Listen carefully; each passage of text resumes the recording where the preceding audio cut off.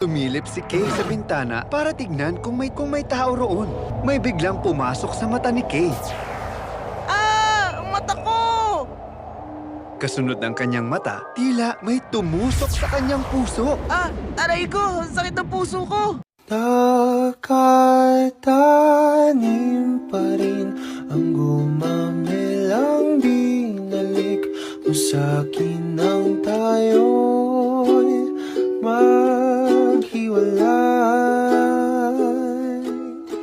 Ito'y katulad ng damdamin ko kahit buhusan mo ng beer ayaw pang mamatay. Nakatanim pa rin ang gumamelang binalik mo sa'kin nang tayo'y maghiwalay. Ito'y katulad ng damdamin ko kahit buhusan mo ng beer ayaw pang mamatay.